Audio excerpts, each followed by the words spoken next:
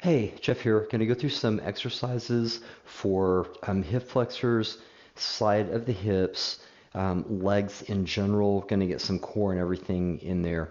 Main purpose of this, if you're having some issues in hip flexors, which can actually show up as lower back pain.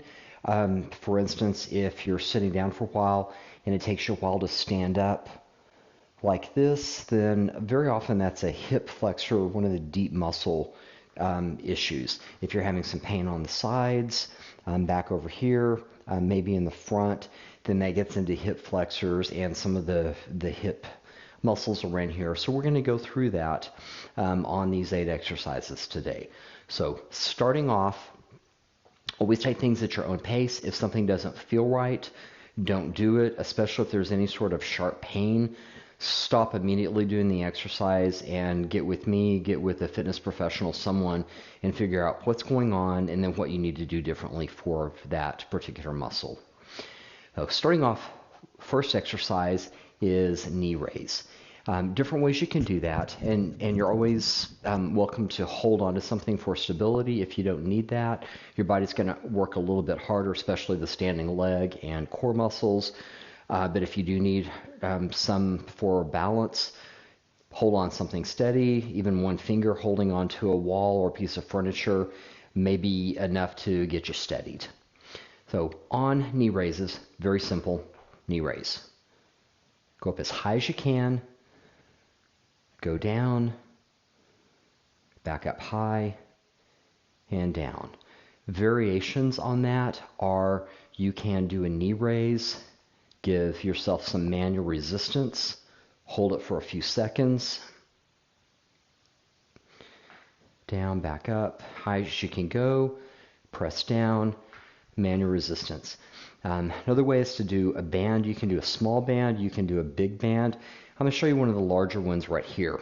Really simple way to get some additional resistance in psoas muscles, which is one of the big, deep hip flexor muscles. You have one on the right, one on the left. Get a loop, put it around your foot so the loop is closed on top, open on the bottom. You're going to stand on the loop. If you need less resistance, go wider. If you want more resistance, go more narrow on your stance. Keep your foot flat or toes elevated just a little bit. Going to go up and down like this. This is going to get some good resistance in that deep hip flexor muscle. I don't have a count for you. Just go to close to or at muscle failure, or that it burns so much you've had enough. Sharp pain, stop. Burning, let it burn.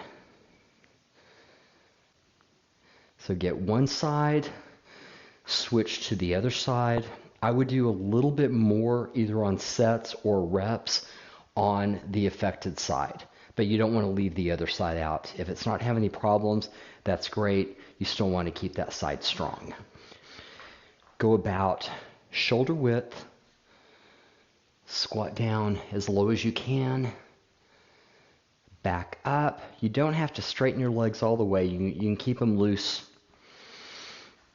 So soft knees, down and up. I'll show you a side view. Butt goes back, squat down, up. Again, as many as you can do till you get a lot of burning, maybe in quads, maybe in glutes. It'll be probably where you need it most on the burning, and then 1 or 2 more sets. So somewhere around 3 sets for all of these exercises should be sufficient. Any specific questions? Again, get with me, get with a professional in fitness, and ask them to see what their opinion is. Next one are deadlifts.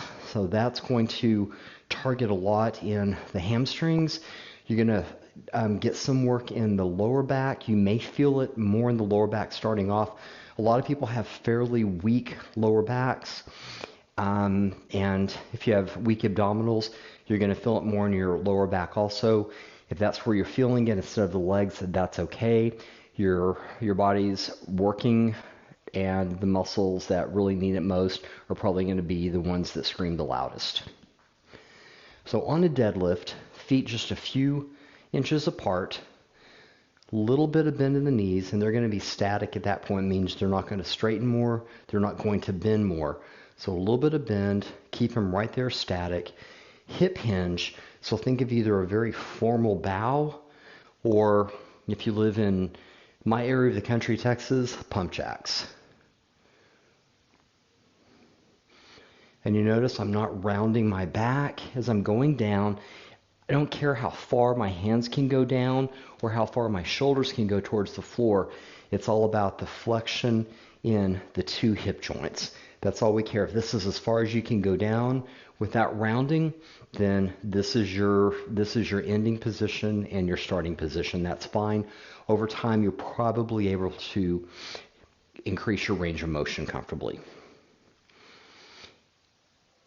You can add a small weight or a medium weight depending on your strength level. You can add that in if you need to. You can always do bands. Bands are wonderful. So one way to do it is a couple of handles. Step on the band, so stirrup in, up, slowly down. And they'll give you some pretty good resistance for your hip hinge or your deadlift. Same thing. Next are side planks. I'm going to set this aside. Side planks are going to work on the QL muscles, among other muscles. QL is quadratus lumborum. There's a left side and a right side way back in here. So you're going to be down on the floor. You can almost do this on the side of a bed, side of a chair, side of a couch, bench, anything. The more incline you have, the less resistance you're going to have. So it's going to be easier. And if that's how you need to start off, that's great. I'm going to go ahead and show you the full thing on the floor. I'm going to show you a couple of variations. This is one of the floor points. The other one is either going to be the side of the knee or the side of the foot that's closest to the ground. So I'm going to show you an abbreviated variation. Have your knees bent, body is straight, so we don't want any flexion here. You want to stay fairly straight from your knees up to your shoulders and head. You're going to push up, hip away from the ground. Whenever you need to go back down, you can go back, rest as little as you need to. Back up, hold it. Once you can keep this position here for about 45 to 60 seconds, then generally you're ready to move on to a more strenuous variation, which on this one will be legs straight, push up and hold that, go down whenever you need to, rest as little as you need to, come right back up.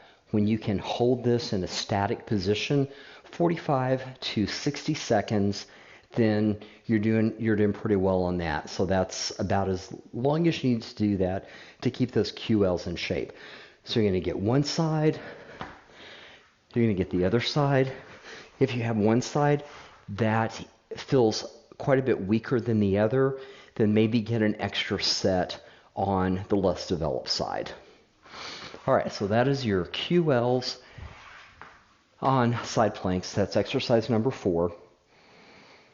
Next one are standing gait swings. That's going to hit piriformis muscles. It's going to hit psoas muscles, the hip flexor, really deep hip flexor muscles, and quite a few other things on the moving leg, and you're going to get a lot of work on the standing leg also. So hold on to something if you need to. If you don't, that's great. If you're not sure, hold on and let go whenever you feel a little bit more balanced. Knee up as high as you can go. Gait swing out and forward. What you want to avoid doing is doing an orientation of your body or the pelvis. This is fine to do, but it's not going to get the work done that we're talking about for this video. So pelvis is static, relative motion in the hip, out to the side, forward, side, and forward. Squat position calf raises. This is working a very important but overlooked muscle. You have quite a few muscles in the lower leg. Big calf muscle that most people think of when they see it is called gastrocnemius. We're working for a deeper underlying muscle called the soleus. Get into a squat position, heels up and down, heels up and down. Make it a little bit more intense. Bring your heels down, hover over the ground, but don't let your heels touch. Then back up and down. Let me do that one again. So next we're going to work a muscle called soleus. We're going to be in a static squat position. Bring your heels up and down, up and down.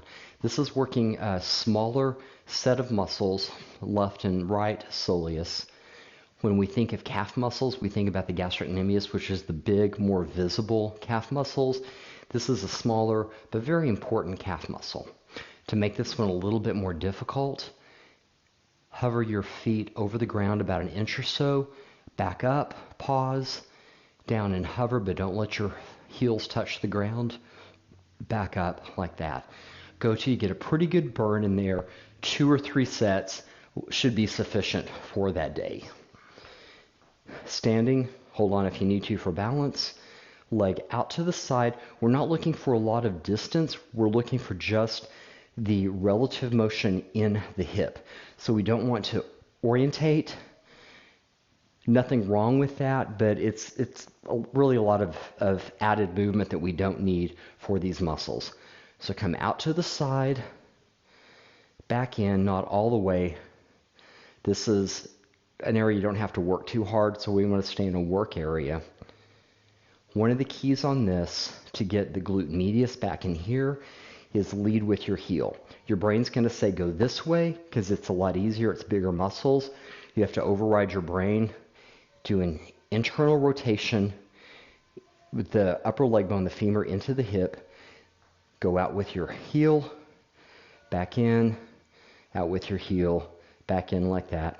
Switch sides, and again, if you find one side is less developed than the other, it's harder to do, then maybe get a few more reps or another set or two on the non-developed side.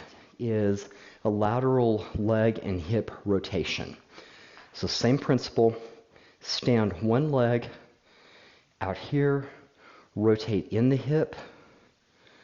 Again, we want to avoid doing a rotation like that. That's fine to do, but it's not effective for what we're trying to do in this program. So inward rotation or internal rotation, external rotation.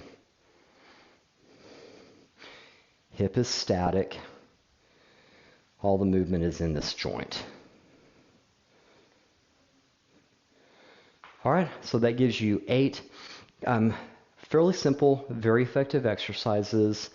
Any questions? Again, get a hold of me, get a hold of a fitness professional to get some more answers.